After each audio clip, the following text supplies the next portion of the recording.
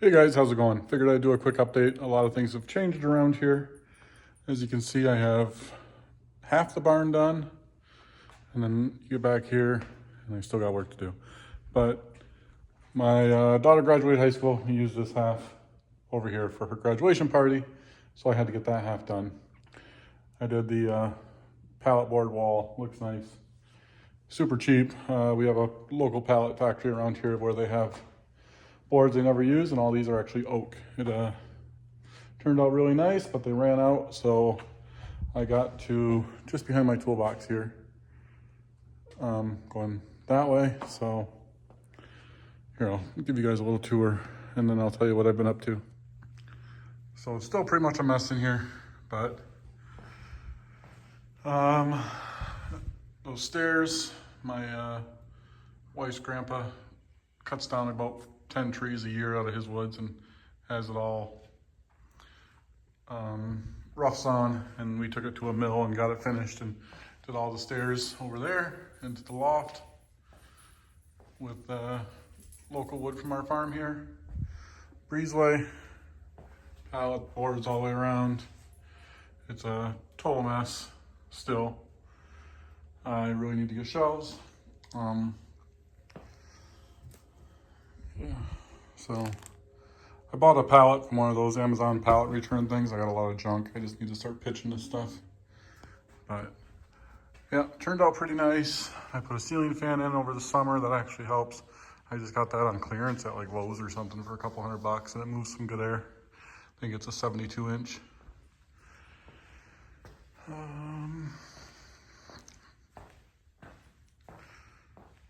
I'm gonna actually work on this today. I like get some cars in here. Winter's coming. I'll show you what I got outside here in a second. As you can see, there's a lot of body parts and broken stuff on the ground. I got my tire machines up and running, so I can mount and balance tires now. And I gotta try to get a car parked back there. I'll show you what car is gonna go back there. And I just need more room to work in here because I am busier than ever. I don't know if you see, some pistons hiding under there and stuff. There's a motor right here. I'll get into that in a minute. But first, let me tell you what I've been up to. So, well, one, I've been going to school. I've been going to school to be a mechanic, actually get licensed mechanic certified for the state of Michigan and ASE, and also business management degree. The state of Michigan does a free program after COVID. If you didn't have a degree already, they'll send you to school for free. So I'm taking advantage of that. So this is a 23 Rogue. So this is a 23 Nissan Rogue that hit a deer. Still got a little fur there, a little bit of damage, needs a radiator, condenser, upper support. But as you can see, stickers and stuff, I bought it at auction. I got my dealer's license back in July. So I've been buying and selling cars. And it's actually been working out pretty good for me. So like right here's a Nissan Sentra bumper. Same thing, hit a deer. So I go get all the parts and fix it. This is a Nissan Altima bumper in here that I got out at a body shop waiting to get back. These are some very expensive headlights out of a 23 Ford Expedition that I had to replace, and those are over in a box over there.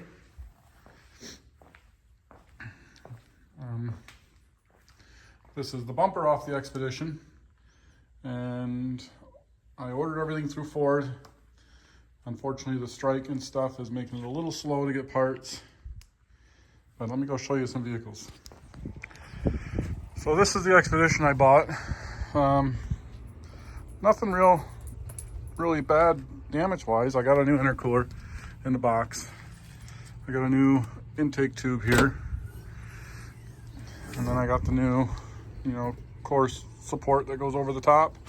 Radiator, condenser, all brand new through Ford. I'm doing all brand new parts most of the time. If I can find a good one on eBay, I'll buy eBay. I bought eBay headlights because these are like $1,700 a piece, and I got a pair of like good, clean, grade A lights for $1,500. So, but this is a 23 with 7,000 miles on it. It's super clean inside. I don't know if it's unlocked. But yeah, unlocked. I mean, it's a nice vehicle. Runs good. I've drove it a little bit. Obviously had some engine codes because I had a massive vacuum leak. But this is one of my bigger purchases. I kind of bought this on a whim. It was super cheap for what it is. It does have a dent right there that I'll just take to a PDR and get that fixed. So it's another car. I do a lot more cars like this. This is a 22 Corolla, I believe. Has like 27,000 miles. Pretty plain Jane basic.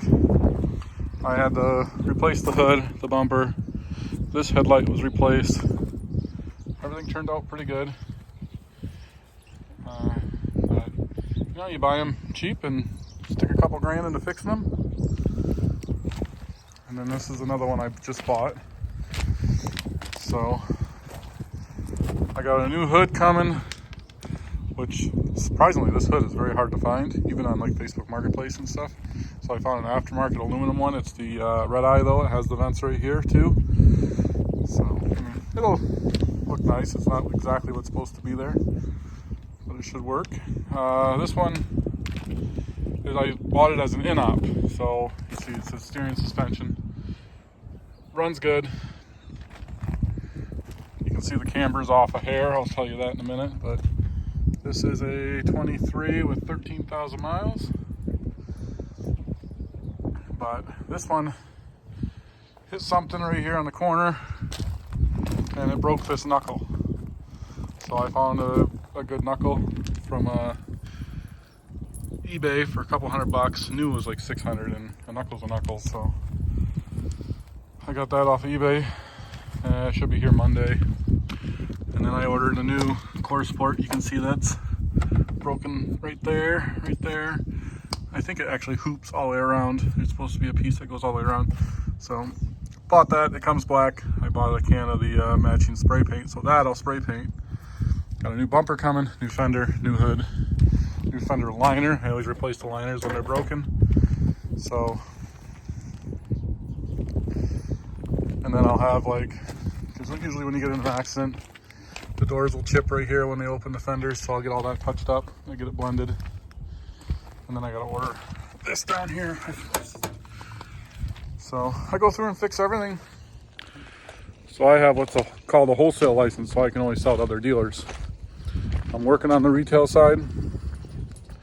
It's a lot harder to get to be able to sell to the public. So hopefully I can get there and start making a little more profit a little quicker. Because, you know, the profit margins, be lucky to make $500-600 per car doing this, and it's a lot of work. It ties up a lot of money. So I kind of watch who I sell cars to. I'll go around to some of the local dealers, drive them around, and I've had good luck selling them to them. And then I look and see what they list them for, and they're listing them for $2-3 grand more than what I sold them for, which granted they have more overhead and everything, so their overhead's more, which I understand, but I want to make that much. I want to, you know, kind of meet in the middle, give someone a good deal, but yet make more money. So I'm working on the retail side. So this is the first car I actually bought at auction for myself. It's a 23. It's an 03 Mustang Mach 1. It has the 4-valve Cobra motor without the supercharger, so it's a naturally aspirated. It has the shaker hood, which actually shakes when the motor runs and stuff. You can see it. I got this. I think I like pretty much stole it out of Las Vegas for, I think I paid $7,500 for it, and shipping and everything just under $9 grand to get it here. Needs tires, has a ABS light, so wheel speed sensor. Nothing major. No rust whatsoever. A couple door dings and whatnot, but other than that, she's pretty nice. But here in Michigan, we don't need a front plate, so that sucks. They screwed a plate in there. I will take that off. Actually, I'm gonna go to probably a Cobra bumper, and a lot of people with the Machs do the Cobra bumper. I'm either gonna do Cobra or Celine. So that one I bought for myself. That one I'm just gonna work on. It needs a fuel pump, so doing it for a friend. That's all I have here right now. So that's what I've been up to. Like, here's a lot of the parts stage for the Ford, waiting for just everything to get here. With the strike, it really threw things off. But other than that, I don't work on people's cars as much as I used to. There's a little more money in flipping cars, and I can work more at my own pace. And, you know, if I diagnose something wrong, it's on me instead of, you know, someone calling me back and complaining and say, hey, it's still doing whatever they were complaining about. So I also got my floor heat working. That's been great. I had it set at like 62 in here, and I was like sweating working in here. So I changed it to 58 and nice and comfortable. Here I can see if I can. It only runs like 2 times a day.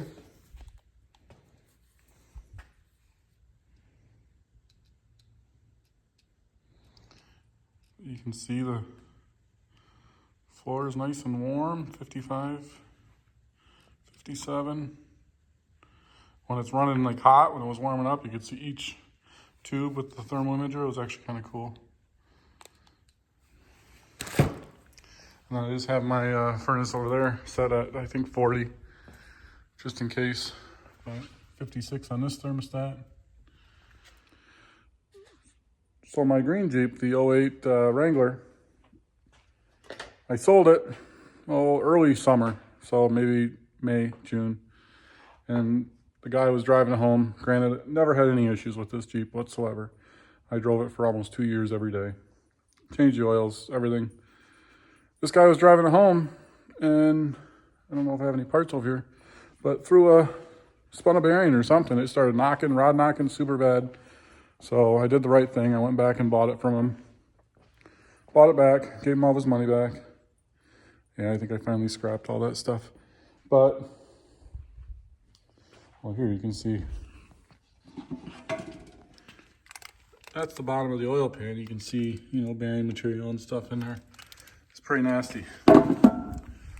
But, so I bought it back, and I bought a 505 Performance stroker kit. I am in the process of putting the motor together in between doing all my other stuff. It took forever for this kit to get here. I called and I was torn between Hemi swapping and this 505 Performance. And Hemi swap I probably could have done for probably between $5 and $8 grand. Just a junkyard 5.7.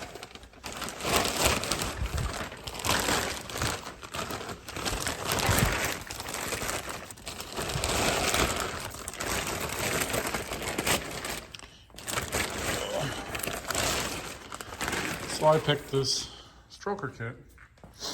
Now I got the crank installed.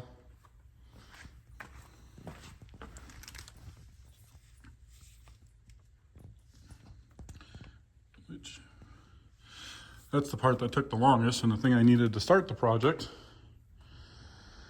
Got the cam in there too.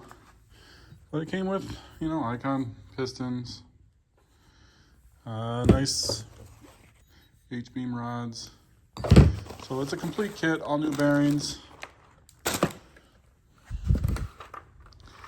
Lifters, I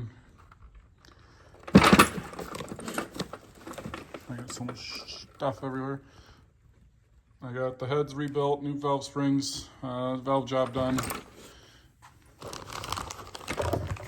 24-pound EV6 injectors.